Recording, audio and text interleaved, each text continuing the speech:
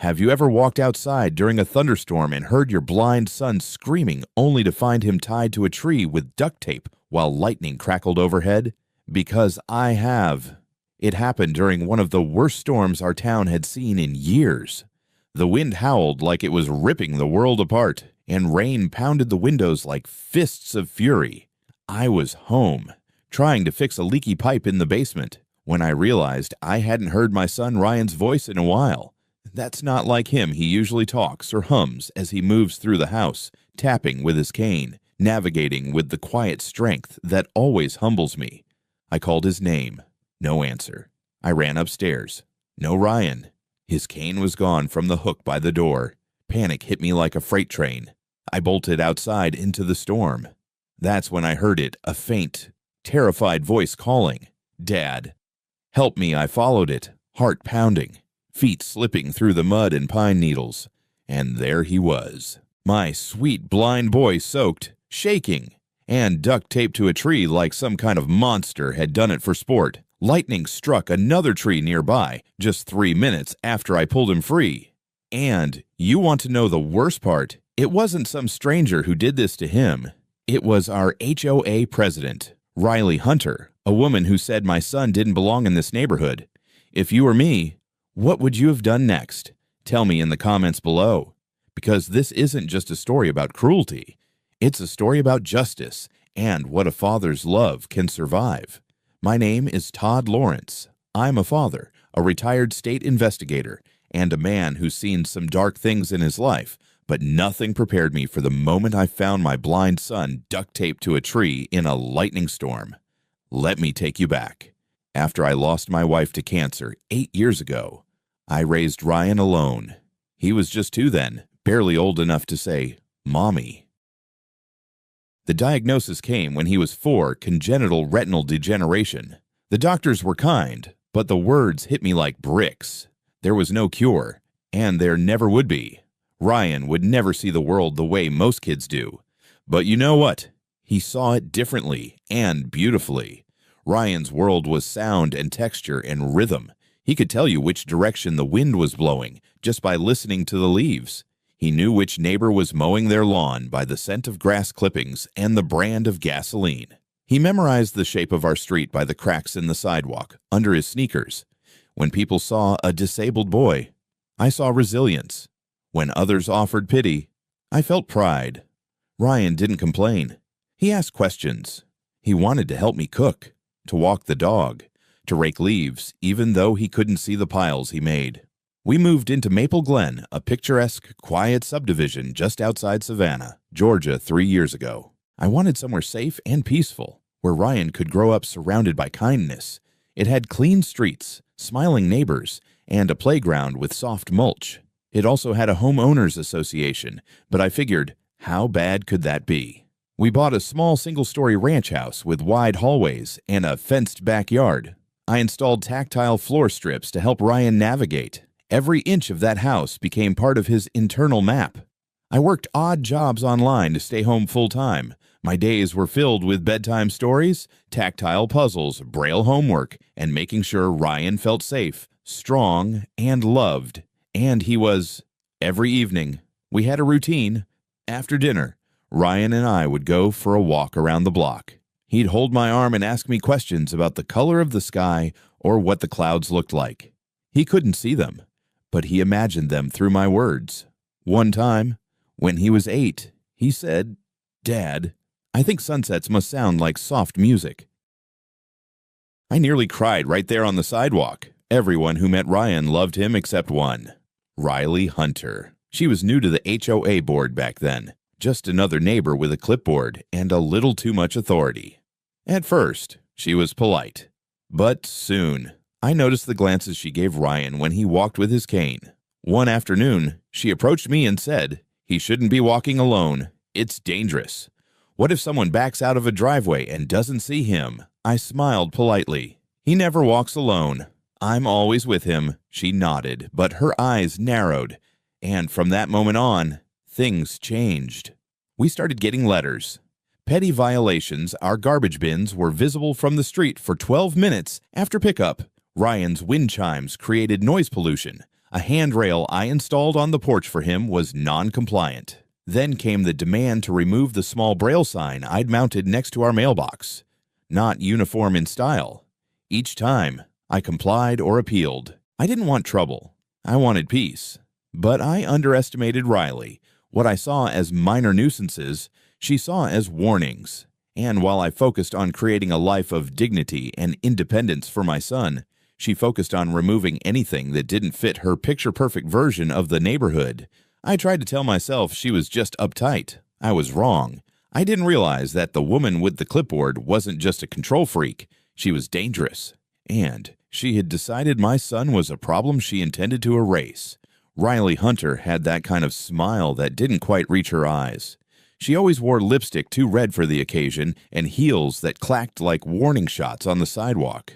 At first glance, she looked like a woman who had it all together. Blazer pressed, SUV spotless, yard trimmed with ruler precision. But behind the manicured flower beds and perfect posture was a woman who needed control, like other people need air. She became president of the Maple Glen HOA about a year after we moved in. The previous president, a sweet old gentleman named Harold Wexler, retired and moved to Florida. Harold had a soft spot for Ryan. He always waved at him, even knowing Ryan couldn't see it. He can feel kindness.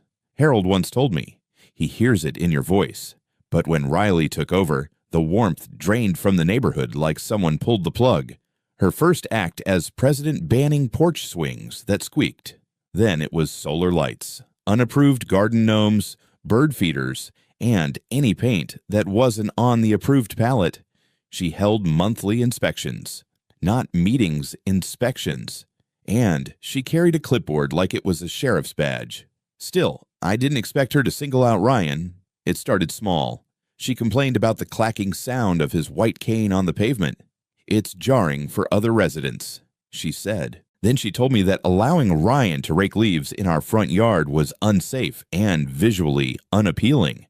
She didn't like the way he moved tentative, careful, with outstretched hands. She said it made the neighborhood look unstable. I couldn't believe it. This woman was suggesting that my son's disability made other people uncomfortable. One day, Ryan was walking with me and accidentally brushed against a shrub in her yard while rounding the corner. She stormed out of her house like I'd sent a wrecking crew to her petunias. He needs to stay off other people's property. She snapped. You should keep him contained. Contained. Like he was some wild animal. I said nothing at the time. Not because I agreed, but because I was afraid of what I might say if I opened my mouth.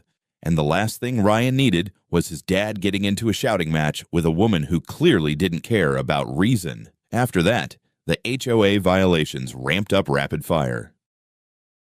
We were cited for non-standard landscaping because Ryan arranged his toy dinosaurs in the mulch by the porch. We were told his tactile garden markers were a tripping hazard. She even called animal control on our dog, Max, a senior golden retriever who rarely barks.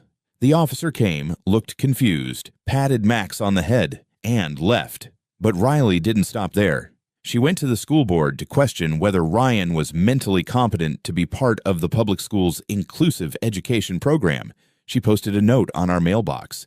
Maybe your child would be happier in a neighborhood more tailored to special needs. That was the first time I saw real fear in Ryan's face. Dad, he whispered, did I do something wrong? No, son. You did nothing wrong.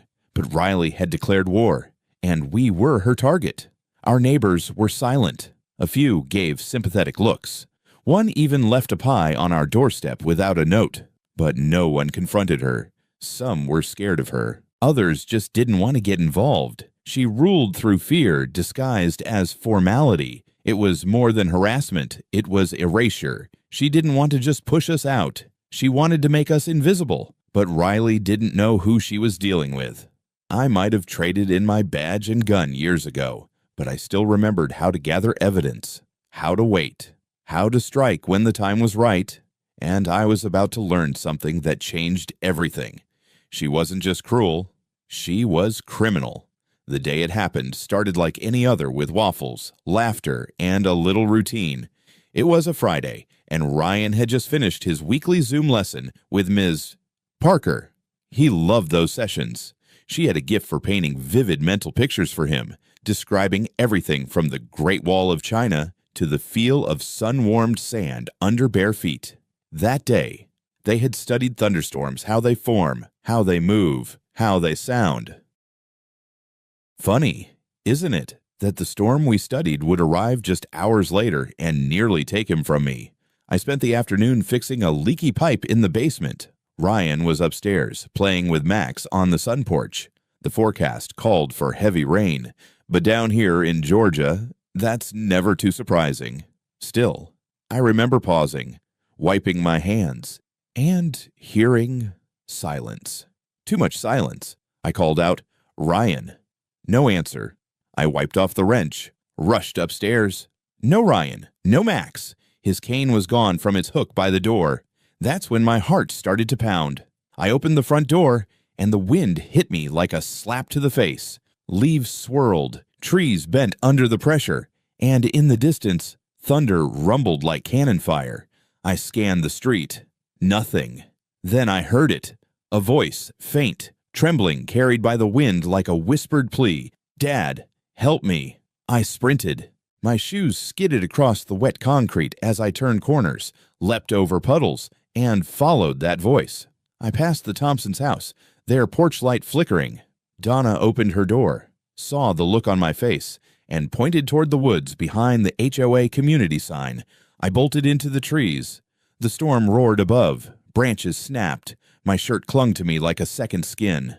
Mud sucked at my boots. Then I saw it. A shape small, slumped, unmoving, taped to a pine tree. My son. His arms were pulled behind him. Duct tape wrapped around his chest and legs, binding him to the bark. His cheeks were streaked with rain and tears. His voice was hoarse. His cane lay broken on the ground. "Dad?" he sobbed. I didn't know where I was. I tore at the tape like a madman. The bark bit into my fingers. Rain blurred my vision. And then it happened. Crack! A blinding bolt of lightning tore through the sky and struck a tree just 20 feet away. The sound was deafening, like the earth had split in two. Flaming splinters showered the clearing. The heat washed over us. 3 minutes later, and my son would have died. I wrapped him in my arms, shielding him, whispering, "I've got you. You're safe now." But inside, something had snapped. This wasn't bullying. This wasn't petty. This was attempted murder, and I had a damn good idea who was behind it. By the time we got home, Max had returned, his fur soaked, limping slightly, but safe. Ryan, on the other hand, trembled nonstop. He didn't speak. He didn't eat. He sat on the couch in a blanket, rocking gently, head bowed. I made calls. First, to 911. Second, to Sheriff Mark Davidson. He arrived in 20 minutes, rain still dripping from the brim of his hat. We'd worked together for years in Atlanta. He'd seen me drag truth out of liars and put criminals behind bars.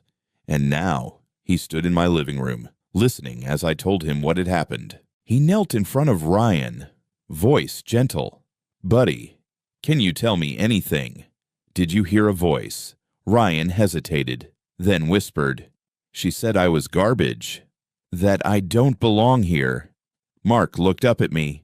He didn't need to ask who. Riley. I gave him everything. The timeline, the location, the direction of the voice, the broken cane, the tape still with rain-speckled fingerprints. He called in a crime scene unit that arrived within the hour. They photographed everything, bagged the tape, collected bark shavings. Then we made the next move. While the officers worked the scene, I went to check Riley's house. No answer. But her car sat in the driveway, soaked and steaming like it had just been parked. I looked around. Her front porch camera was angled just right. I walked back to my place and pulled up the last 24 hours of footage from my doorbell camera, praying for something, anything. And I found it at 3:26 p.m. Just as the sky darkened, the footage showed Ryan stepping out, holding Max's leash, humming quietly. At 3:28 p.m., Riley Hunter appeared, arms crossed, lips tight, walking behind him slowly. At 3:31 p.m., they disappeared behind the bushes that led toward the woods. She never returned on foot. She returned by car at 3:52 p.m., soaking wet, pulling into her garage. She'd left my son taped to a tree and gone home like it was just another item on her to-do list. Mark called a judge that night. By morning, they had a warrant. Officers knocked on her door at 7:00 a.m. She opened it with a robe on and an annoyed expression. Do you have any idea what time they didn't let her finish? She was cuffed before her coffee brewed. Charges aggravated child endangerment, assault, attempted manslaughter, hate crime enhancement, and, as the news spread, something miraculous happened. The neighbors who once said nothing started speaking up. Bill Thompson admitted he once saw her screaming at Ryan near the HOA pool. Donna said she'd overheard Riley muttering, "That blind brat," under her breath at the mailboxes. Another neighbor, Karen Lynn, confessed that Riley tried to pressure her into voting against allowing kids with disabilities to participate in HOA events. One by one, people came forward. Her perfect little kingdom crumbled like wet cardboard. The HOA board held an emergency meeting. Riley was removed by unanimous vote. And Ryan. He slept soundly that night for the first time in days. But even as the community rallied behind us, I couldn't shake the image of my son taped to that tree, vulnerable, alone, abandoned in a storm like he was disposable. And yet, even in that darkness, he survived, because my son, blind as he is, sees more truth, more courage, and more light than most people with perfect vision ever will. And Riley, she was about to face the storm of her own making. One that no umbrella of privilege or HOA title would ever shield her from. Some folks say revenge is a dish best served cold. Me, I believe in something better, justice served warm, fresh, and with undeniable proof. After Riley was arrested, most people figured the story was over, but that wasn't enough for me. Not after what she'd done to my son. I didn't just want her locked up. I wanted the truth exposed so thoroughly that no one would ever question why a boy like Ryan belonged in this community again. For years, I kept my past quiet. I never led with it when we moved into Maple Glen. I wanted Ryan to grow up normal, not as the kid with the ex-cop dad. Most folks knew me as the quiet single father who fixed things himself, always kept the lawn trimmed, paid dues on time. But before all that, I was a special investigator for the state of Georgia. And not just any investigator. I was the guy they called in when things got complicated: politicians, dirty nonprofits, cover-ups. My job was to make sure the powerful couldn't hide behind procedure. Now it was time to take those skills out of retirement. Mark and I went to work. We didn't just want Riley convicted, we wanted her exposed for everything she'd done, not just what happened in the woods.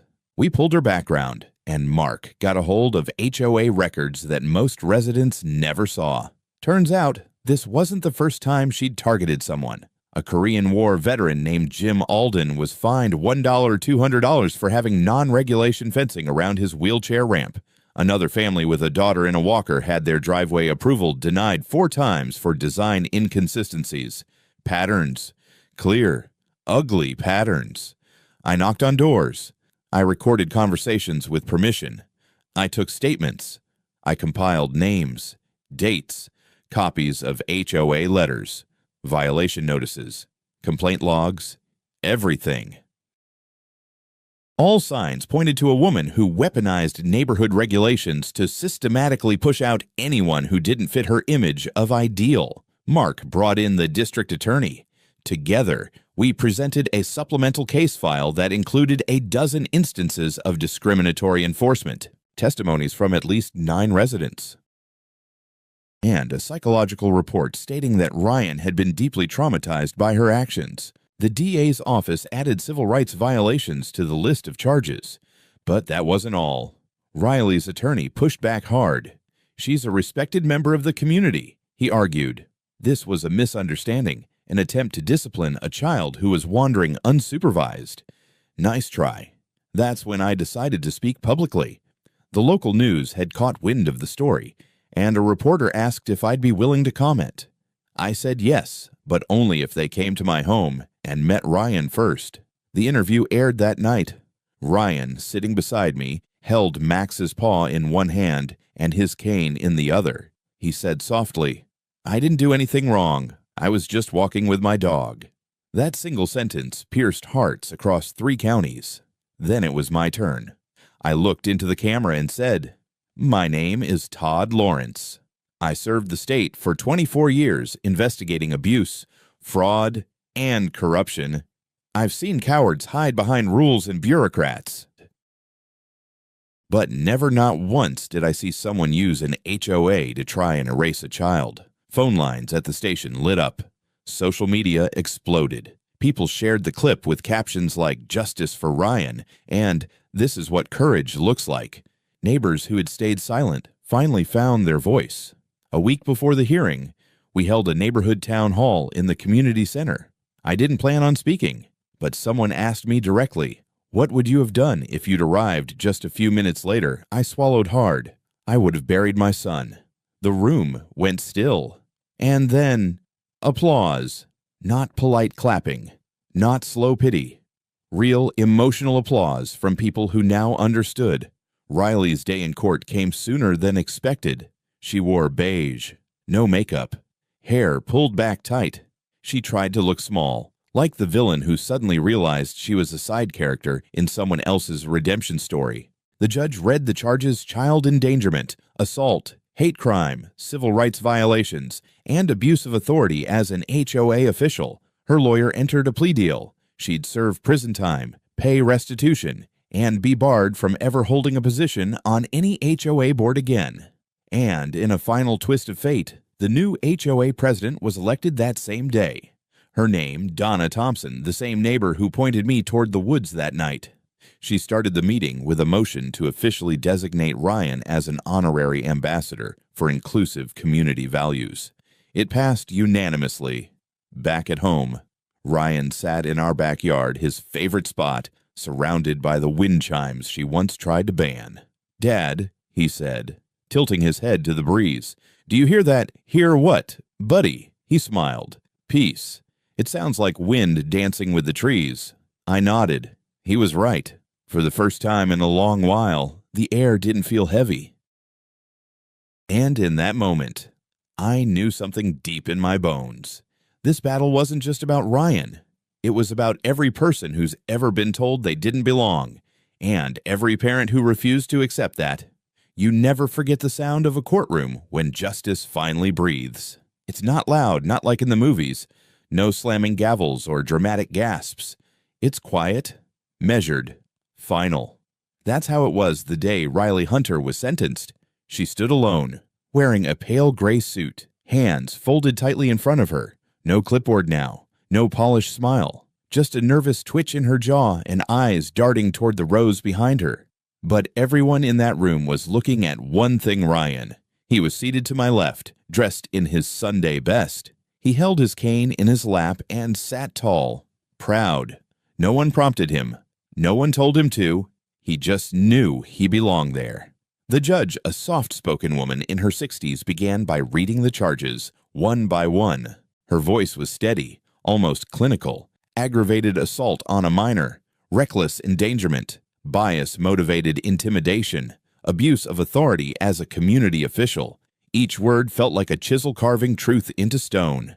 Then came the sentencing: 5 years in state prison, mandatory mental health evaluation, $85 in restitution donated to organizations supporting children with disabilities, permanent ban from HOA participation or public administrative roles. When the judge asked if the defendant had anything to say, Riley rose slowly. Her voice trembled as she said, "I was trying to maintain order. I never meant harm. I just thought, people like that." She stopped herself. Her lawyer put a hand on her shoulder. She sat down.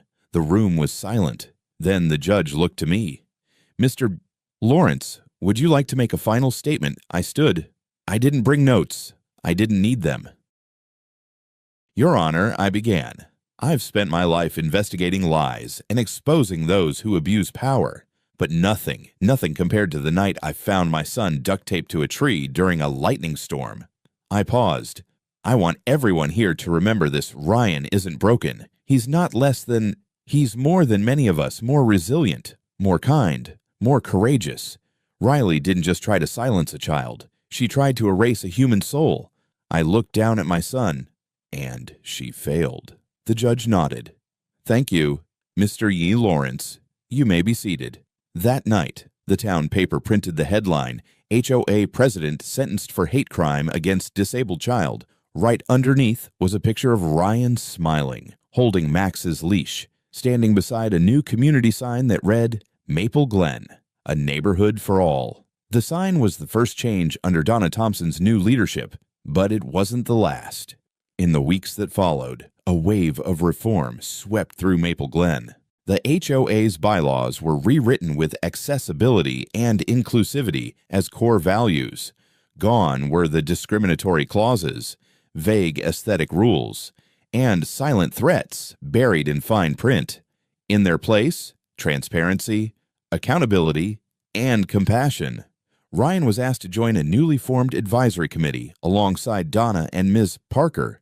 They called it the Harmony Council. Their mission to ensure no resident, especially those with disabilities, would ever be made to feel like outsiders again. At the council's first meeting, Ryan shared an idea. What if we added texture paths through the neighborhood, like a map I can feel with my feet? The room lit up with nods and smiles. Donna approved the plan on the spot. Construction began the following month. Something else changed, too. The neighbors' people who once averted their eyes or kept their heads down began opening up. Mr.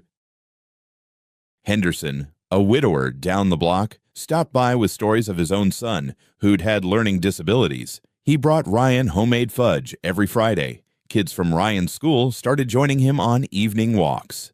They learned to describe things for him, the shape of clouds, the sway of tree branches, the way light played on puddles.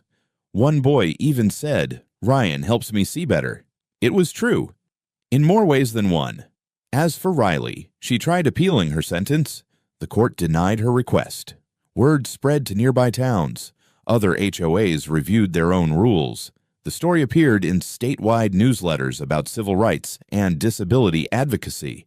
I was asked to speak at 2 town halls and 1 virtual conference for HOA accountability, but none of that mattered as much to me as this Ryan no longer woke up crying in the night. He didn't flinch when thunder rolled across the sky. And one warm spring morning, he asked if he could go sit by that same tree in the woods. I hesitated, then nodded. We walked together. When we arrived, he reached out, touching the bark gently with his fingers. "It's not scary anymore," he whispered. "It's just a tree." I felt a tear slip down my cheek. He looked up toward the canopy and said, "Do you think lightning remembers where it struck?" I smiled. "Maybe, but I think that tree remembers you too." The storm had passed. The damage had been done, but healing, real healing, had begun. Not just for Ryan, for all of us, for every person in that neighborhood who'd once looked the other way and now looked directly at what matters: truth, courage, and community. A year later, on the anniversary of that storm, we held a small gathering under the tree where it all happened. The pine still stood tall, scarred but strong, just like Ryan. Donna brought folding chairs. Ms. Parker brought cupcakes. Sheriff Davidson brought his old acoustic guitar. Even the Thompsons, now unofficially dubbed the grandparents of the neighborhood, brought balloons that whispered in the breeze like soft laughter. Ryan stood in the center, cane in one hand, Max in the other. "I don't remember everything from that day," he told the group, "just the wind and my dad's voice. But I remember feeling scared. And then I remember feeling safe again." He smiled. "Sometimes bad things happen so good things can grow." The crowd went quiet. Then one by one, they clapped, not loud or showy, but real. Later that evening, as the sun dipped below the treetops, I sat on our porch with Ryan curled beside me, his head resting against my shoulder. "Dad," he said, "do you think people can change?" I looked out at our peaceful street, now lined with textured paths, adaptive signage, and front yards filled with warmth instead of rules. "I think people can change," I said, "if they're brave enough to see what needs changing." He nodded once, content, and I realized something I hadn't said out loud yet. "I'm proud of you, Ryan. Not just for surviving what happened, but for teaching the rest of us what it means to live. Because in the end, this wasn't just a story about a cruel woman or a storm. It was about resilience, community, redemption, and a little boy who refused to be invisible. If you believe in justice and love, seeing HOA Karens get what they deserve. Don't forget to like this video and subscribe to our channel HOA Revenge. We post gripping, real-life HOA dramas every day that you won't want to miss. Your support keeps us going. Thanks for watching, and we'll catch you in the next story.